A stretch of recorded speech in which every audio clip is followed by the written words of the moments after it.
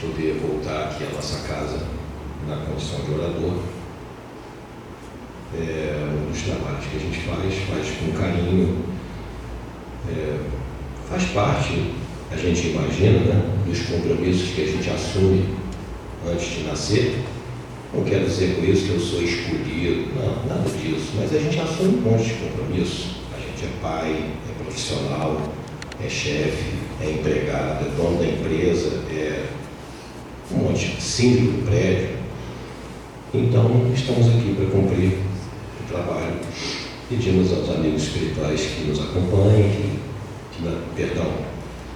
peço a mim mesmo que a gente possa ter que a gente possa ouvir, digamos assim, o sussurro da espiritualidade durante o nosso trabalho. A Bel fez aqui durante a prece, fez uma observação muito interessante que vem de encontro ao trabalho de hoje. Ela comentou que a espiritualidade não desiste de nós. Muito interessante.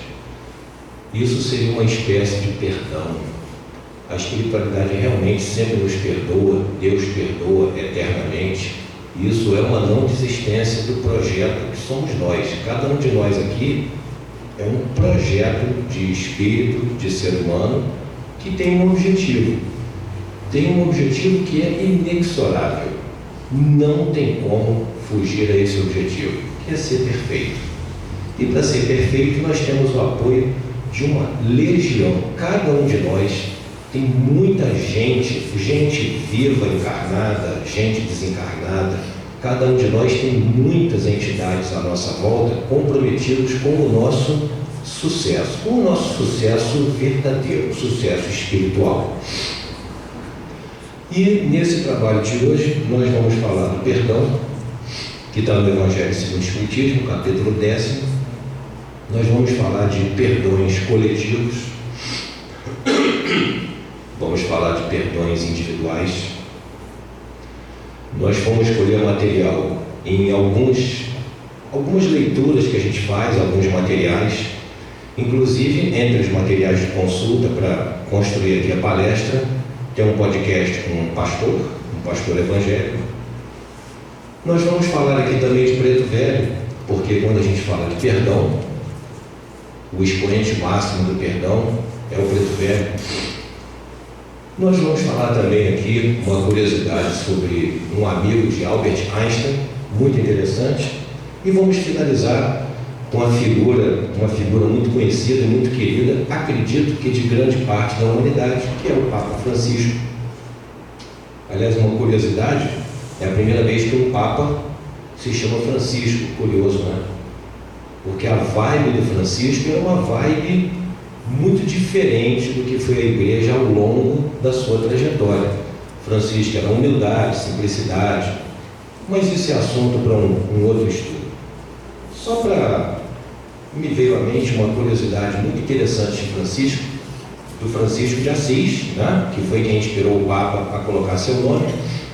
Um parênteses aqui, essa tradição de mudança de nome, lá no tempo dos discípulos de Jesus, depois da morte de Jesus, era estratégico mudar de nome, porque os cristãos estavam sendo perseguidos, vamos dizer assim, pela polícia, pela repressão. Então era estratégico, né? Estevão, que foi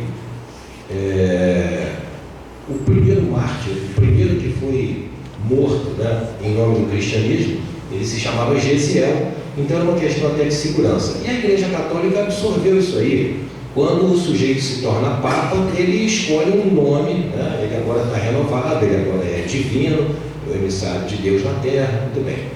E o Bergoglio escolheu Francisco.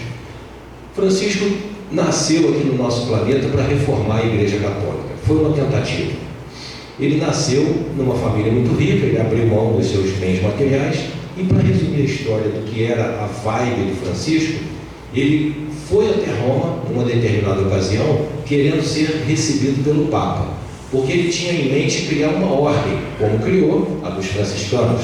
São aqueles carinhas de camisa, de sei lá como é que chama aqui, um kimono todo marrom, uma cordinha amarrada aqui, e eles andavam com essa roupa e mais uma reserva.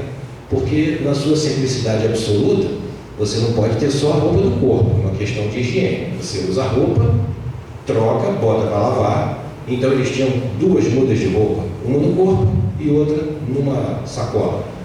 Francisco foi até Roma e tentou ser recebido pelo Papa. Mas a gente sabe que os presidentes, os ministros, você não chega assim, eu quero falar com o presidente de Portugal. Não é assim. Você tem que se inscrever, você tem que ter uma audiência, tem que ter uma agenda. E com o Papa não era diferente. Tinha que se acessar os assessores dele para marcar. Então Francisco entrou em contato com os assessores, mas os assessores, sabendo que ele era apenas um sujeitozinho maltrapilho, mal vestido, e que eles não tinham o menor interesse em receber, os assessores do Papa, na época, foram enrolando e Francisco não conseguia falar com o Papa. Como ele não tinha dinheiro, ele se hospedou, entre aspas, numa pocilga. Num lugarzinho lá onde se criavam porcos, ele arrumou um cantinho lá, um cantinho lá qualquer, dormiu lá no meio de uma palha, não sei exatamente como, e ficou pacientemente esperando. Só que o Papa ficou muito impressionado com a paciência, a perseverança e a humildade dele. Aí, finalmente, o Papa aceitou receber Francisco. Francisco levou até ele a proposta de criar uma ordem com base na simplicidade, mas Francisco, que interessante isso, né? A exemplo de Jesus. Jesus se submeteu aos poderes terrenos. Ele não abriu mão uma vírgula sequer da sua proposta, mas em momento algum ele contrariou as leis ou ele cometeu algum crime. Ele obedeceu aos poderes do mundo. E Francisco se submeteu ao Papa. E, pasmem, o Papa concordou em que fosse criada uma ordem que não ia gastar o dinheiro da igreja, porque eles eram simplíssimos. E curiosamente que nessa época também houve na França um movimento que era dos cartaros. Isso não é muito dito na história, mas os cartaros eram uns sacerdotes, da igreja, uns padres, que eles queriam fazer uma reforma pela violência. Eles criaram uma ordem e a igreja os afugentou, acabou com essa ordem na base da espada. Mas Francisco era tão humilde, tão grandioso, que ele pediu ao Papa e conseguiu autorização para criar uma ordem. Pois é, esse prelúdiozinho é só para a gente mostrar em que figura que o Jorge Bergoglio, o nosso Papa argentino, se inspirou para se autodenominar Francisco. Muito bem, está dito que a gente precisa perdoar para que Deus nos perdoe. Mas o primeiro questionamento é perdoar o quê? Perdoar os erros. Muito bem. Mas o que são os erros? Eu até fiz uma palestra, a última palestra que eu fiz foi aqui na casa, falando sobre o certo e o errado. Bom, onde é que a gente vai encontrar o que são os erros? Existe uma pergunta no Livro dos Espíritos, em que Kardec pergunta onde está escrita a lei de Deus. Os amigos espirituais respondem que está escrita na consciência. Aí vai da consciência de cada um. Algumas pessoas têm níveis de consciência mais avançados e, naturalmente, têm uma noção melhor do certo e do errado. É importante para a gente poder saber se conduzir, primeiro desenvolver a consciência, para evitar essa questão de culpa, Muito bem. Só que, no Livro dos Espíritos também, mostra que quando se transgride a lei está escrita na consciência. Então, no fundo, todos nós temos a noção do certo e do errado. Por mais que a gente, às vezes, faça uma maquiagem da situação, lembrando aqui um caso curioso, eu trabalhei durante muitos anos eu trabalhei no Banco do Brasil, para ser mais claro, a gente atendia empresas de todos os portes, conglomerados maiores, grupos de empresas. Em uma ocasião, num determinado lugar, numa certa cidade, que não é aqui, nós fizemos contato com um grupo de empresas muito grande.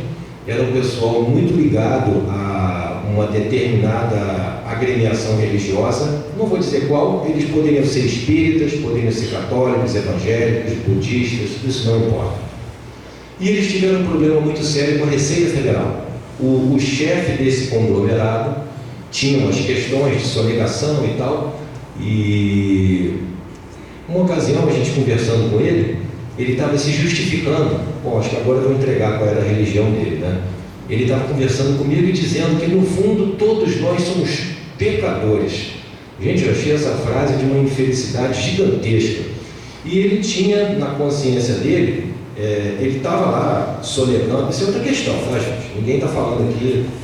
O foco é ele achar que o que ele estava fazendo, como ele tinha muita amizade com o padre, e ele comparecia muito na igreja, ele fazia muitos trabalhos, isso envolvia dinheiro, ele tinha bastante, ele se sentia, digamos assim, perdoado, ou como quem diria, existe uma balança, né?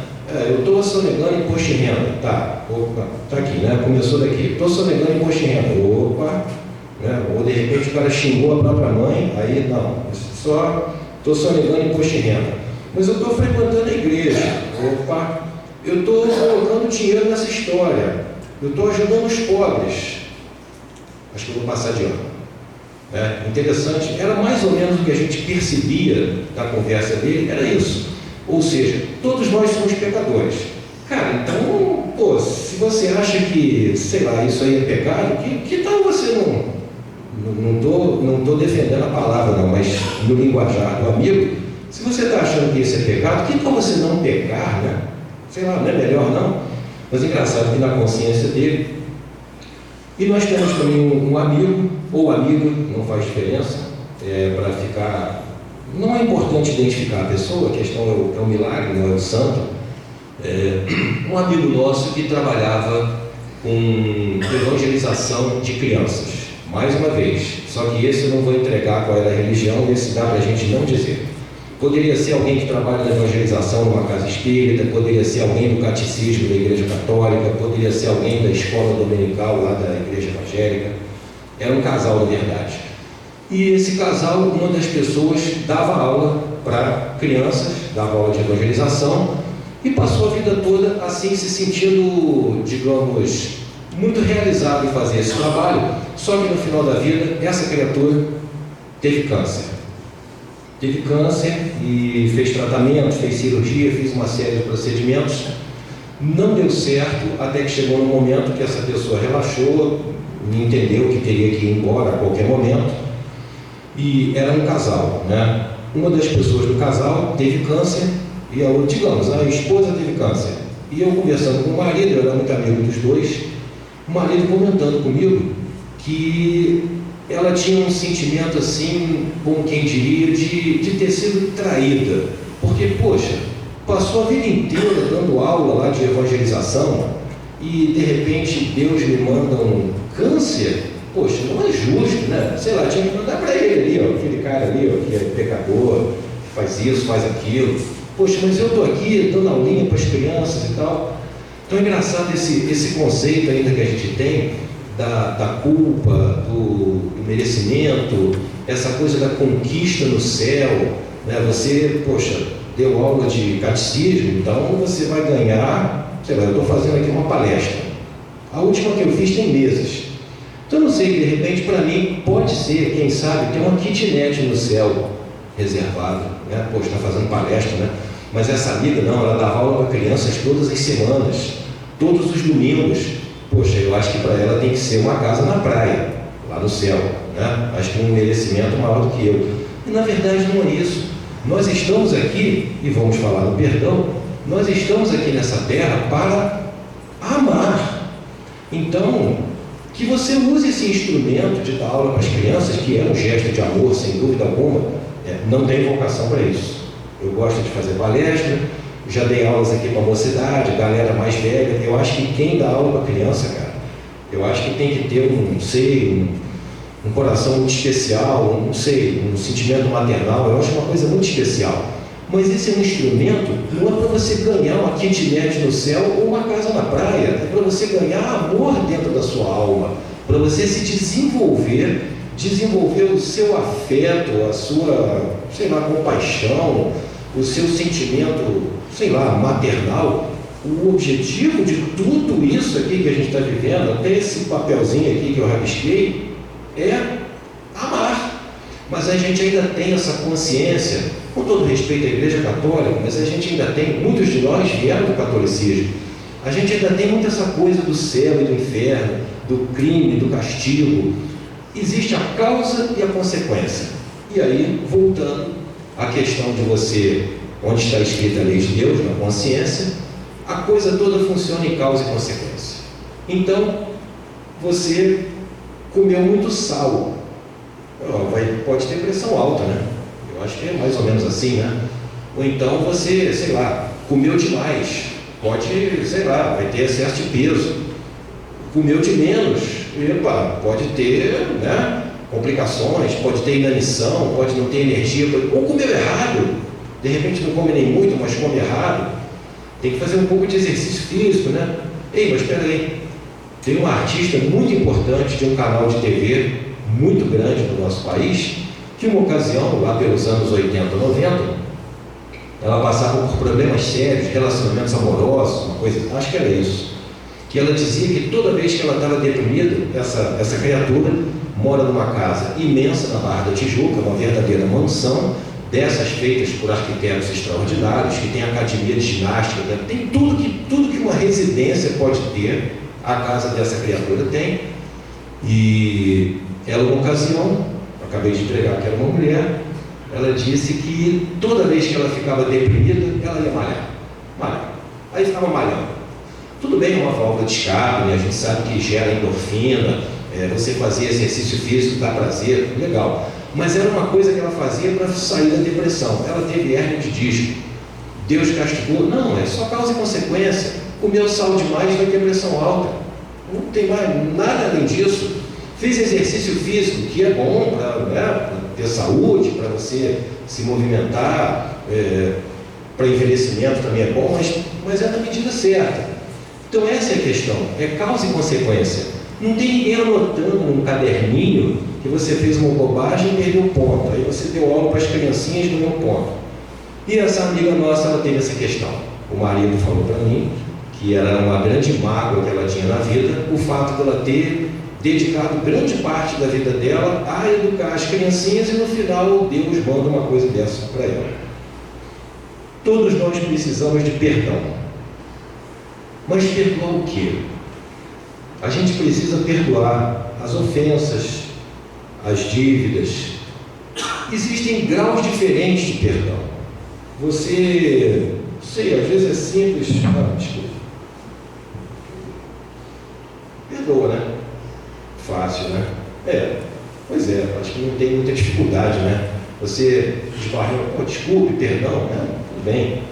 Mas é difícil você perdoar aquela vez, hipoteticamente, que nós trabalhamos juntos, 20 anos atrás, lá naquela empresa, e que apareceu uma oportunidade, mas aí foi a Juliana que conseguiu, porque ela desempenhou melhor do que eu nunca perdoei isso, era oportunidade da minha vida. Eu acho que eu não estou dando um exemplo muito feliz, não, mas é muito difícil você perdoar coisas que estão dentro da alma, você perdoar aquilo que realmente te prejudicou, uma promessa não cumprida. Pode ser uma promessa do seu filho, ou uma promessa de casamento, ou alguma coisa que se contratou e não se cumpriu.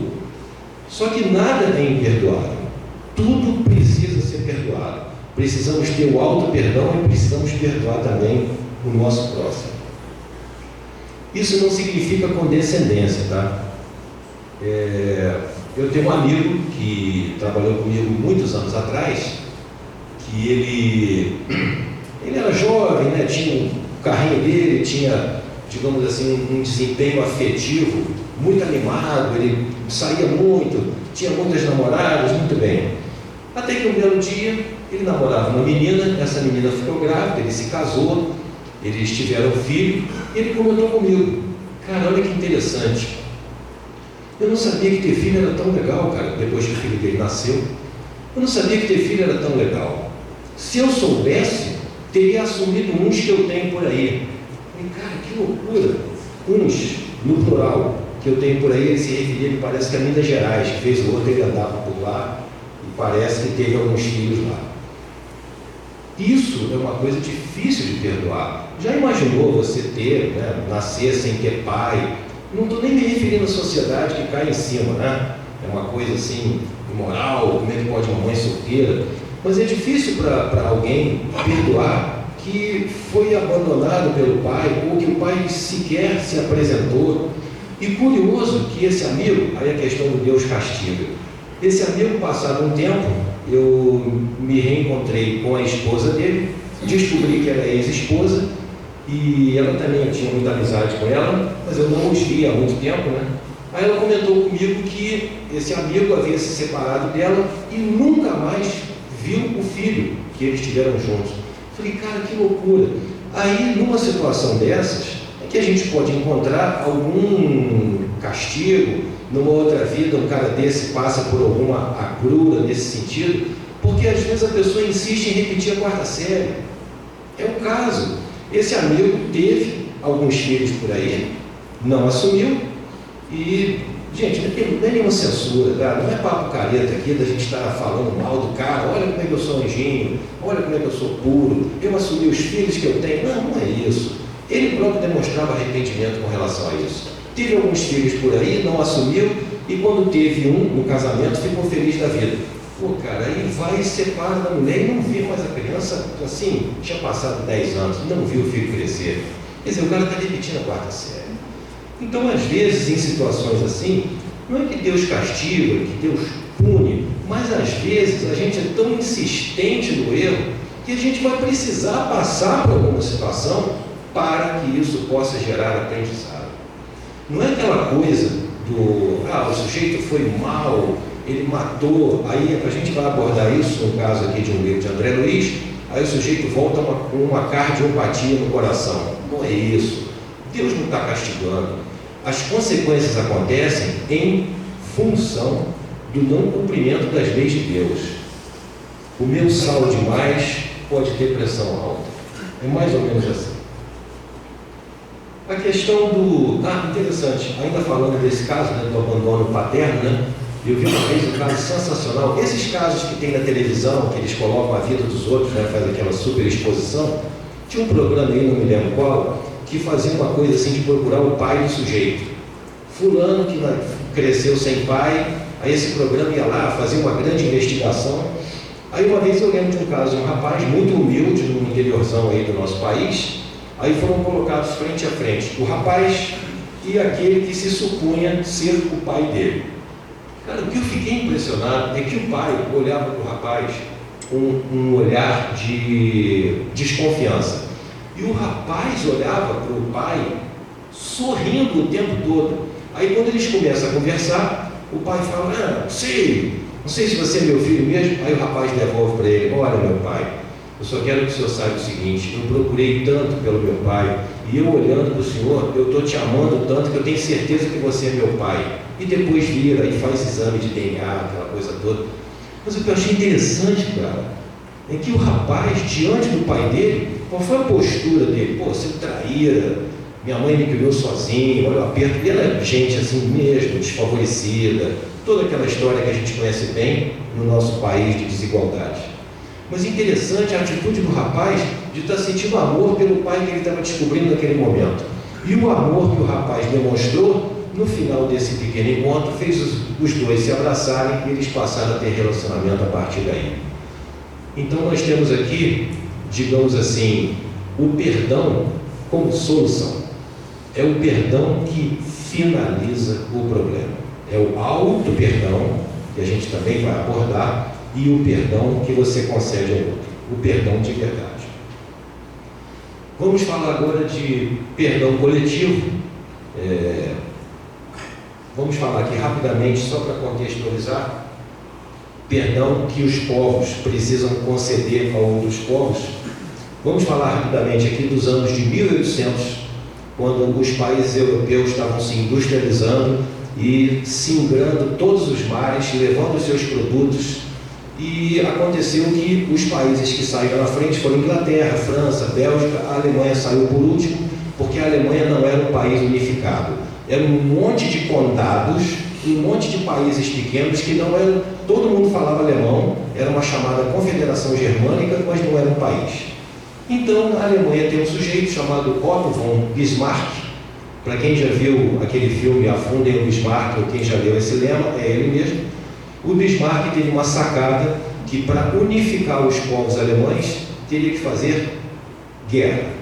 Ele fez uma guerra contra a Áustria, venceu, uma guerra contra a Dinamarca, venceu, e a melhor de todas, uma guerra contra a França.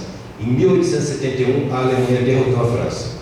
E aí o país todo se unificou, e lá no Palácio de Versalhes, aquele que é famoso, que tem a sala de espelhos, ele proclamou o Reich, ou seja, ali surgiu o reino alemão. A França foi absolutamente humilhada, e a partir desse tempo, Emmanuel conta que a linha divisória entre a Alemanha e a França ficou durante aproximadamente 60 anos sendo o maior foco de ódio do mundo. Quando chegou nos anos de 1910, os países todos da Europa tinham mais ou menos a mesma força econômica, a mesma força militar, e eles decidiram fazer uma grande festa no planeta, uma guerra envolvendo todo o globo. A Primeira Guerra Mundial foi muito mais importante do que todas as outras que aconteceram, porque a Segunda Guerra é uma continuação da Primeira. Mas aonde queremos chegar? Terminada a Primeira Guerra Mundial, lá no Palácio de Versalhes, a França assinou a rendição para os alemães. Terminada a Primeira Guerra Mundial, os aliados venceram e fizeram os alemães assinarem num vagão ferroviário a rendição pela Primeira Guerra Mundial e assumiram toda a dívida que aconteceu nesse período. Aí, por ocasião, 20 e poucos anos depois, a Alemanha vence a França no começo da Segunda Guerra Mundial. Hitler manda buscar o mesmo vagão ferroviário em que a Alemanha assinou a rendição e ele faz o Marechal Pétain assinar a rendição da França. Quer dizer, é a vingança em cima da vingança em cima da vingança. Isso foi um episódio que muito envergonhou os alemães, aí teve o Holocausto, essa coisa toda. Agora vamos avançar no tempo. Só uma curiosidade aqui, uma pergunta coletiva. Quem quiser responder, é só levantar o braço. Alguém aqui, ou quem aqui já ouviu falar em Adolf Hitler? Quem já ouviu falar? É só levantar o braço. Acho que é quase unanimidade, né? E quem já ouviu falar em Adenauer? Konrad Adenauer. Dificilmente alguém ouviu falar. Pois é, o Konrad Adenauer foi quem reconstruiu a Alemanha depois que ela foi destruída pela Segunda Guerra Mundial. Construiu uma grande concertação, uma grande união de todas as correntes, todas as correntes políticas, toda a população. Então é curioso como a nossa humanidade ainda está, eu me incluo, a gente ainda está muito ligado aos eventos menos felizes do que aos eventos de construção. É curioso isso. Muito bem, agora vamos lá para o ano de 2006. Perdão, para os anos 70. Nos anos de 1970, a Alemanha pagou para o Estado de Israel uma indenização. Eu não me lembro do valor, mas foi uma grana preta. Isso não foi muito divulgado na mídia, pouca gente sabe. Foi uma espécie... Israel não divulgou isso porque não queria que ficasse entendido como uma indenização. Tipo assim, eles não estão nos pagando pelo holocausto que fizeram, mas a Alemanha deu uma grana preta lá pelos anos 70. E nos anos de 2006, teve a Copa do Mundo da Alemanha, e o lema da Alemanha durante a Copa do Mundo foi: é tempo de fazer amigos. Porque os alemães até então, no linguajar do tráfico, alemão é o inimigo, porque ninguém gosta do alemão, ele fez guerra com todo mundo. E não me lembro em que época, mas era o Helmut Kohl, se não me engano, que era o primeiro-ministro da Alemanha, o chanceler. Ele fez uma visita a Israel. Nunca um governante da Alemanha havia visitado Israel. E essa foto é sensacional. Durante a palestra que ele faz para o parlamento de Israel, ele pede perdão pelo que os alemães fizeram com eles. E essa foto mostra quase todos os deputados assim, chorando. Ninguém respondeu nada, ninguém disse que aceitava perdão ou não, mas o Helmut Kohl fazendo sua palestra e os deputados de Israel com a mão no rosto. Então esse é um perdão coletivo que não sei se vai acontecer, ele está em desenho. Os alemães sentem muita vergonha do que fizeram. Até hoje existe uma piada na Alemanha, uma amiga nossa mora lá, que quando uma moça está grávida, alguém sempre chega e pergunta, se sabe que é menino, alguém sempre chega para ela e pergunta: você já escolheu o nome? Quer dizer, é uma piadinha, né? Que tal colocar Adolf, né? É uma piada de mau gosto que tem. Então os alemães, digamos assim, eles deram o primeiro passo. Existe um arrependimento coletivo. O perdão, quando acontecer, vai finalizar essa questão. Não estamos falando em condescendência. Bom, esse aí foi um perdão solicitado, né? Quando ele será aceito. Agora nós vamos falar da Índia, nos anos de 1940, quando Gandhi estava liderando a independência da Índia. Vamos focar aqui no perdão que ele sugeriu a uma pessoa. Houve uma guerra muito grande, tudo na Índia é coisa de milhões. 3 milhões de refugiados vão para Bangladesh, 5 milhões vão para não sei onde. E aconteceu uma guerra porque a Índia tem a maioria de hindus, mas tem uma população de muçulmanos muito grande. Depois dessa guerra de independência da Índia, formou-se o Paquistão, formou-se Bangladesh e ficou a Índia. Mas houve muita matança. Isso está relatado num filme dos anos 1980, chamado Gandhi, que é estrelado pelo Ben Kingsley, se não me engano. E tem uma passagem no filme que é sensacional. Gandhi tinha o apelido de Bapu. Alguém chegou para ele e falou assim: Bapu, eu fiz uma coisa horrível. Nessa luta que nós estamos tendo, né, de muçulmanos e hindus, teve um muçulmano, eu tinha um filho de 10 anos, mais ou menos desse tamanho, e nessa luta que nós estamos tendo, os muçulmanos mataram meu filho. Então eu procurei, no meio dessa guerra, eu procurei uma criança mais ou menos desse tamanho, que deveria ter uns 10 anos, e matei essa criança muçulmana. Você acha que no meu caso eu tenho perdão? Aí Gandhi diz para ele: tem perdão. Você tem perdão. Você vai fazer o seguinte: você vai encontrar uma criança mais ou menos desse tamanho, muçulmana, mas que tenha perdido o pai e a mãe nessa guerra de independência.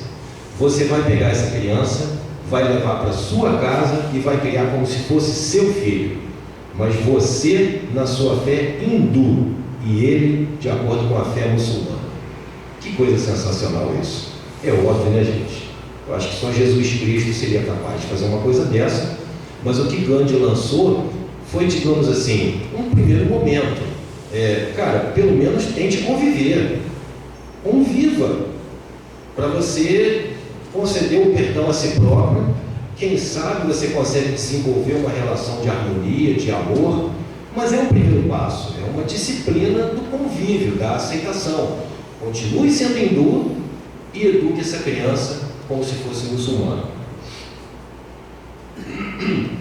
O não perdão, se não me falha a memória, sem ser terça-feira ontem, que eu não vim, na terça-feira anterior, nós temos uma sessão aqui às terças-feiras, um tratamento, teve uma palestra, e se não me falha a memória, no final da palestra, foi falado que a questão do perdão é uma questão de saúde, se não me engano. O perdão é um ato de saúde, que liberta. Pois é. O não perdão, ele já tem um efeito contrário. Ele pode gerar ideia fixa e pode descambar até numa obsessão. O que é obsessão? Obsessão é você ter uma ideia fixa. Eu torço para o Corinthians, eu só penso, eu torço para o Flamengo, mas hipoteticamente eu só penso no Corinthians o dia inteiro. Eu só uso roupa preta e branca, porque o Corinthians é preto e branco. A minha casa foi pintada de branco e tem uns detalhes pretos, porque Corinthians, meu carro é preto e branco, Corinthians. É uma ideia fixa, o cara só pensa no Corinthians o tempo todo. Eu só namoro uma mulher branca que tem cabelo preto, que é Corinthians. Então uma mulher preta que tem cabelo branco, Corinthians. Quer dizer, é uma piada. Isso é uma ideia fixa. A obsessão é um amor ao contrário, é um amor que enlouqueceu. É alguém que tem muita proximidade, mas que não é pelo amor, é por outro tipo de laço. E a falta de perdão descamba nisso aí.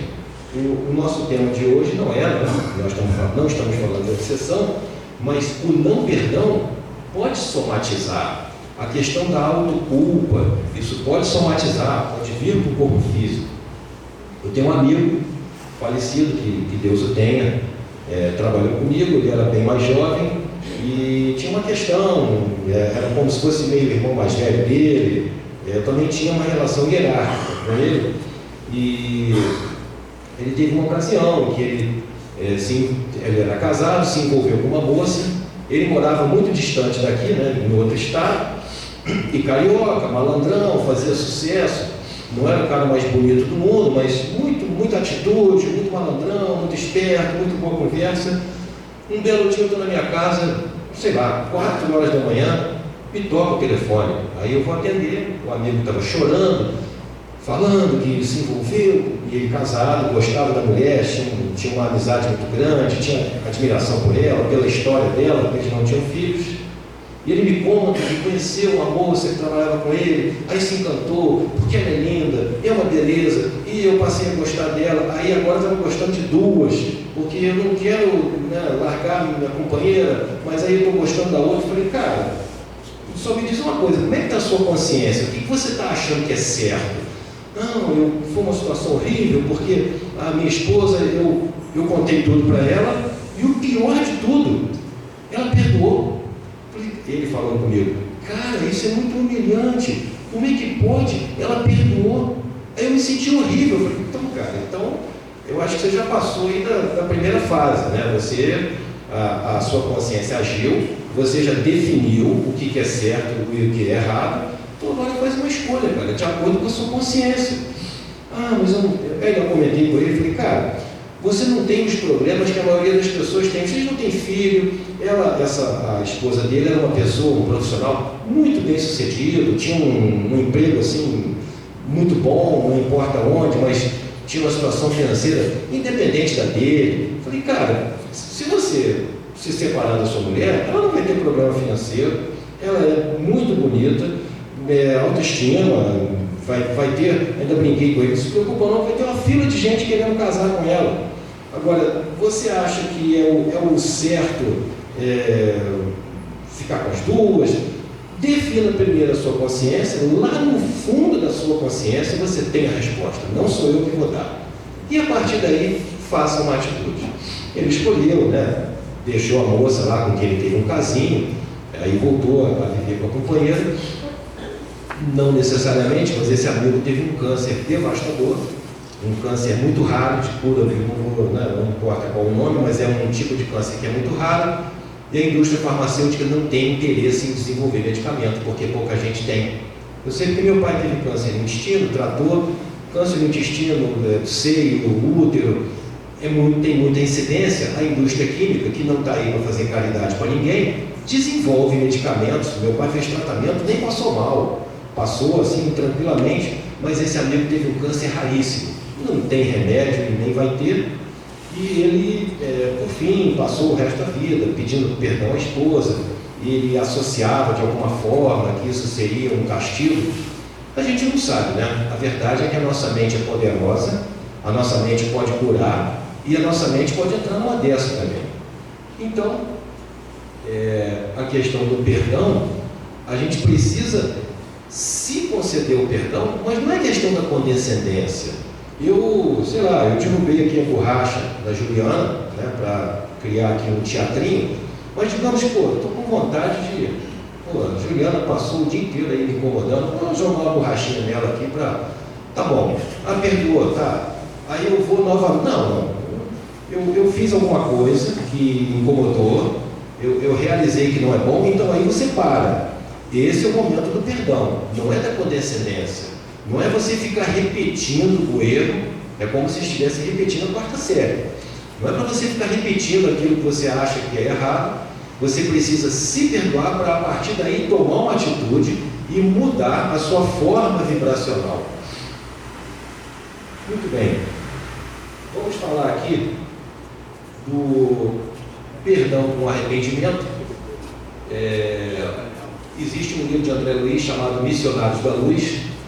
É um livro que tem uma história tão interessante, que é o Reencarne de Segismundo. Paulo Silva fez uma palestra aqui esses dias, mas ele focou esse capítulo que fala do reencarne de um sujeito, é tão interessante que aquilo ali tem um material para 10 palestras diferentes. Paulo Silva abordou aqui, se não me engano, a questão da ligação do espírito à matéria, que acontece com 7 anos de idade. Muito bem. Nós vamos abordar a questão do perdão. Resumindo a história, é o seguinte: André Luiz e Vicente, 2 médicos desencarnados e mais um mentor espiritual, faziam visitas a famílias, a determinados lugares para prestar assistência. E uma ocasião eles foram numa casa onde vivia um casal que tinha um filhinho e eles estavam prestes a ter mais um filho. Era Adelina e Raquel, eles teriam um filho chamado Segismundo. Eu imagino que os nomes que o André Luiz dá são meramente fictícios, porque às vezes são nomes tão estrambóticos, eu acho que é para ninguém fazer associação, né? E esse cara aqui eu sei quem é, esse aqui foi o, sei lá, o Oswaldo Cruz, aquele ali foi o José de Anchieta, então ele... E esse caso do Segismundo, acontece o seguinte, o casal, todos os dias quando dorme, Adelino e Raquel vão para lugares distintos. A Raquel tem uma questão de espiritualidade bem desenvolvida, e o Adelino é um cara que pensa exclusivamente no trabalho dele. Vive estressado, até que um belo dia eles estão à noite reunidos em casa, e os amigos espirituais vão lá na cabecinha do filhinho deles e fazem o filhinho conversar com o pai. Papai, por que você está assim, chateado? Aí o pai, não, eu não estou chateado, são as lutas da vida.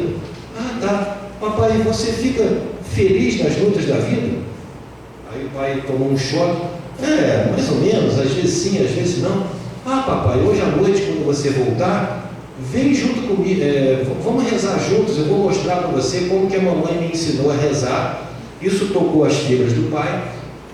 Nesse mesmo dia ele adormece, e o que estava acontecendo todos os dias quando ele adormecia é que ele se encontrava com o Segismundo. Para resumir a história, Segismundo foi um adversário que ele teve no passado e que matou ele. E o Segismundo estava pedindo perdão para poder reencarnar como filho do Adelino e fazer ali a construção de uma história.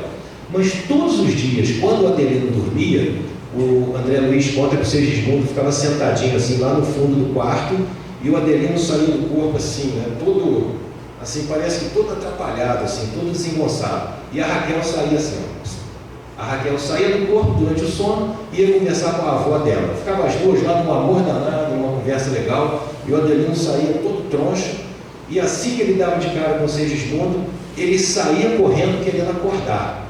E no dia seguinte contava para a mulher dele, poxa, aquele fantasma, eu vi aquele fantasma de novo, todo dia era o fantasma, até que os amigos espirituais promovem o encontro dos dois.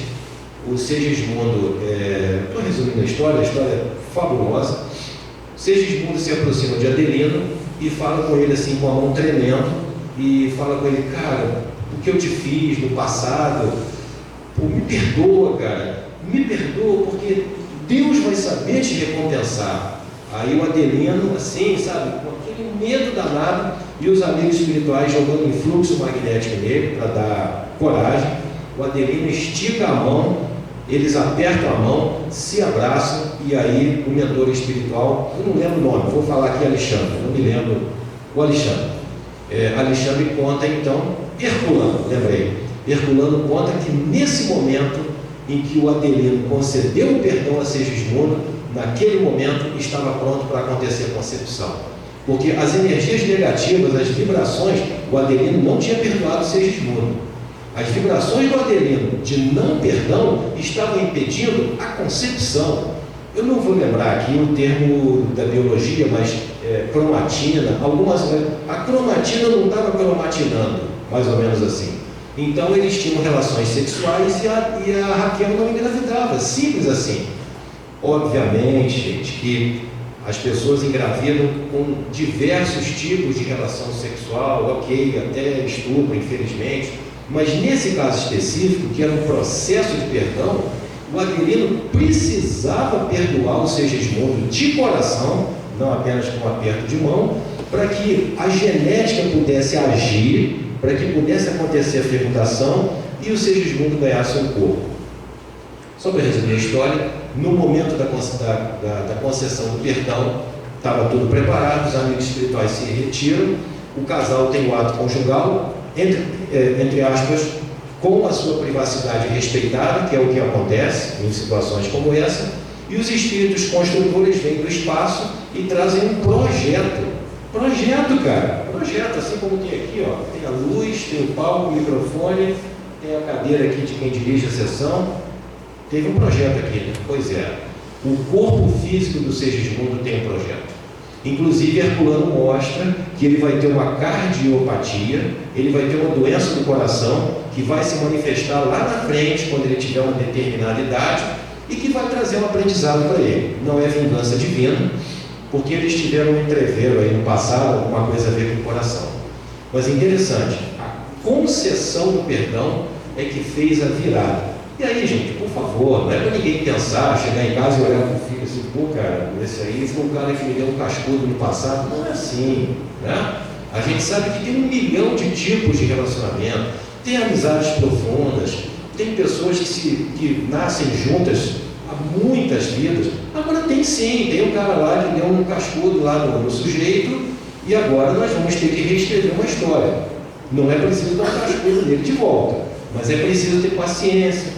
Então, o objetivo aí de colocar o caso aqui do Segismundo é que foi o perdão que finalizou todo esse processo de dor e possibilitou o início de uma nova história.